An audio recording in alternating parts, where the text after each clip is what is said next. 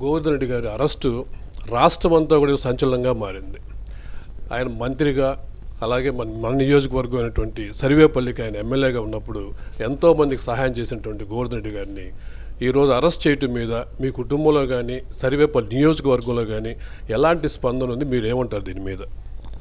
నాన్నకి జరగాల్సినటువంటి సంఘటన అయితే కాదండి. ఎందుకంటే కేవలం మన వాళ్ళు తన వాళ్ళు అన్న భేదాలు లేకుండా ప్రజలందరికీ మంచి చేయాలనుకున్న మనిషిని ఈ రకంగా ఇబ్బంది పెట్టడం అయితే కరెక్ట్ కాదు నా దృష్టిలో.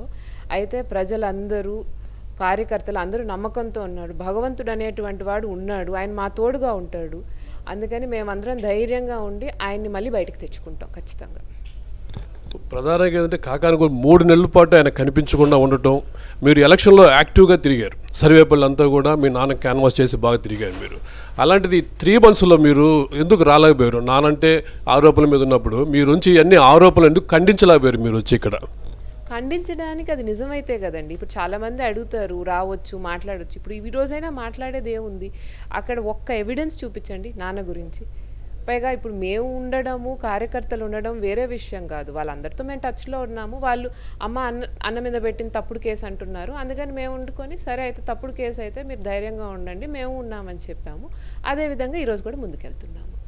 ఇప్పుడు టీడీపీ వాళ్ళు ఏమంటున్నారంటే మీరిచ్చిన ఈరోజు స్లోగన్ ఏంటంటే అవినీతి ఆరోపణలు చేసే వాళ్ళ గలాన్ని ఒత్తేస్తున్నారని మీరు అంటున్నారు.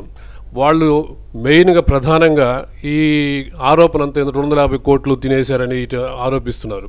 దాని మీద మీరేంటో అసలు ఈ అవినీతి జరిగిందంటారా, లేదు ఓన్లీ ఆయన అరెస్ట్ చేయాలని ఒక ఉద్దేశంతో చేస్తున్నారా?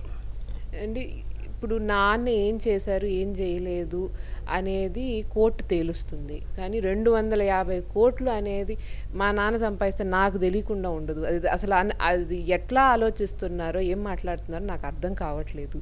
మా నాన్న అటువంటి తప్పు చెయ్యడండి. ఎవ్వరు చెప్పినా నమ్మను నేను.